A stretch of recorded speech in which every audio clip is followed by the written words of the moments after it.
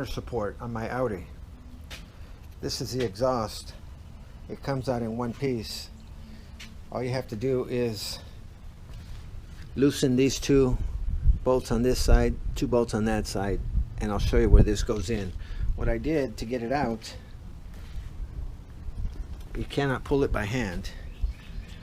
I strapped this here from the bottom side.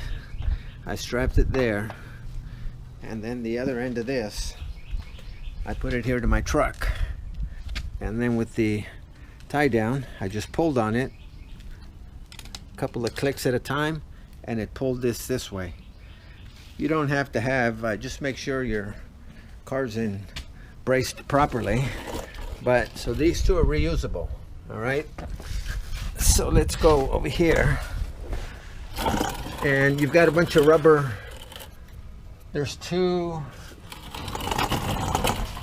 supports in the back, rubber, this one and this one. Screwdriver, just pop them loose. You'll have where are you? There's another one right there, and then another one on the side. You have to get the this aluminum heat shield out of the way. You do not have to remove this support or that one. There's this one here is one. This is the one you have to come out, and there's that core support does not have to come out. But here is the center support mount. It made a fucking rattling sound, but look at it is not going anywhere. See, and here's the donut. So to get it out, this bolt and that bolt, and we're gonna have to separate the drive shaft. So this one here is gonna have to come out, and the bolts for the drive shaft are going to be over there. Let me work my way over there. But here's the heat shield that goes here. It doesn't weigh anything. So here's where the exhaust slips over. So it was this deep, and then just with clamps here. And the drive shaft, there's I haven't counted, but there's got to be at least 4 screws in there, and you can just pop them out. Yeah. Here's another mounting bracket, but it's surprisingly pretty easy. It's just having the car, let's see, just having the car supported properly. You don't fucking kill yourself. So here we go. 1, 2, 3, 4, 5, 6. There's 6 bolts separated here, and then this is you're gonna pop it out, and it'll drop right down. Here's the center support bracket that mounts to this, and these 2 holes mount there. This is going to be the trick here, separating. That's the bolt right there that you want to get out. I'm going to, if you bend this at an angle, you have a better way of getting in, and I'm going to get a open end wrench and grind it down. We're going to grind this down here on both sides, here and the flat side, so it's going to be very narrow, and we're going to put it inside there to turn. But you've got to get pliers, these special pliers, and get this pin out right here. This is the security pin right there. Line it up with the 2 little holes, and right there. Put your hand around here, your free hand, catch that pin so it doesn't pop out. So that's keeping the shaft. Once you release that bolt, these are 2 pieces here. This is what you want.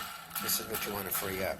Once that bolt gets free, then you can put a wedge right there between the bottom of the U-joint and the top of the, you need something thicker than this, and we're going to push it in there, and we're going to hammer it in slowly. But the more threads that you turned out, the more this is going to travel this way. As you hit it, you'll see once you start threading it out and tap this lightly, it'll start pushing this out, then it'll just pop out, then this breaks free. But make sure you put your marks here. I got this here, piece of PVC, and scraped it, and this, scraped it there. You can see the shininess there and the shininess there. I just put it like that. And you can use white paint, blue paint, anything. Just put, as you don't want to be a tooth off.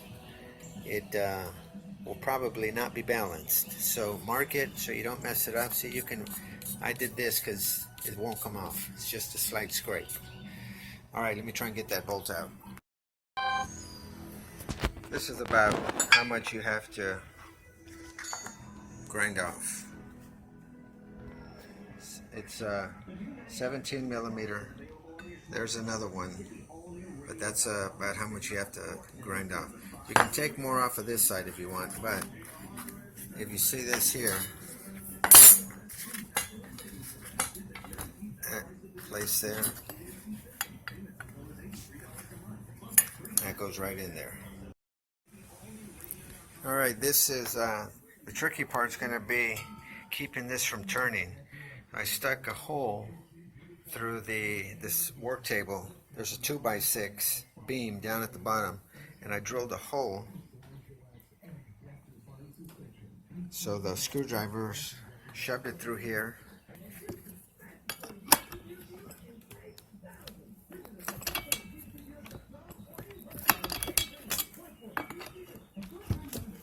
You got to keep this bent at an angle, and it'll allow you to turn. Right there, locked in.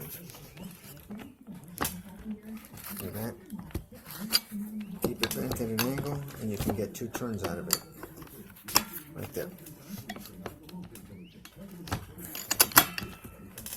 Right there. This comes out easy, or easier. There we go. See? That's it. These fucking German bastards. Takes a Mexican to figure it out. Alright, now you need to leave a little bit of space. Let me show you, hold on. I need one more turn. Right there. Right there. Now you need to put a wedge. You need to put a wedge between this gap here. The amount of travel that the screw has come out will determine how much this is pushed that way. This is the clip right there. So put something over it, well, cover yourself if you haven't done this before so it doesn't pop out, you lose. This is another piece that needs to come out. This boot, you can just bend this down. There's a lock, and you have to pry that out very slowly without damaging any of the rubber. So this whole unit is going to go that way.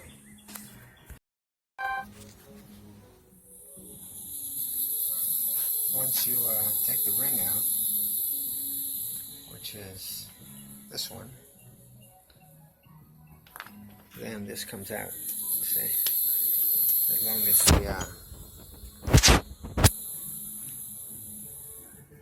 as the pin is removed, you can slide this out, and this you can just push it out slowly. Remember, when you put it back, it's got to come to the edge of that groove right here. So this you can just push out right there, not too much, and that's it. That's what you want right there.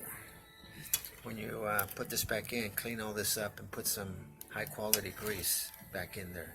All of this shit that's here, you don't want any of that in there. Clean this up and put some grease back in there. Alright, let me pull that bolt out now and separate this. See the light at the right of the nut? I'm going to hit it again on the top of this bolt. So that spacing, that daylight right there is going to close. That's telling you that's how much space this has moved over that way. So you're going to have to do that several times, enough until this breaks free.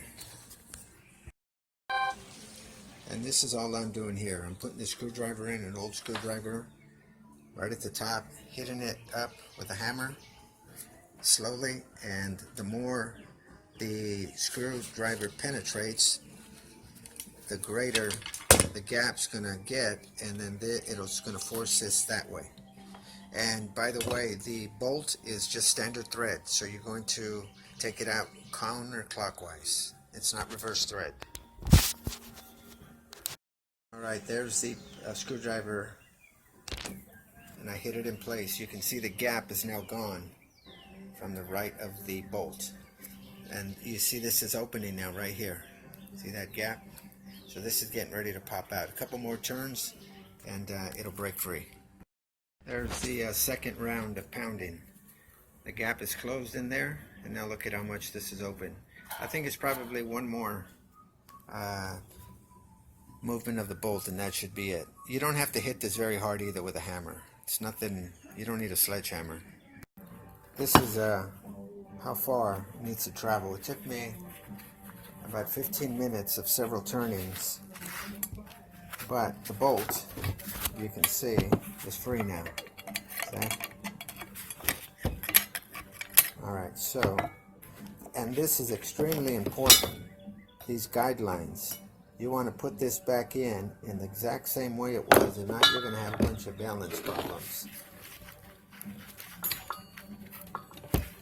I am going to get just a piece of wood. I don't care about this. Let's hit this.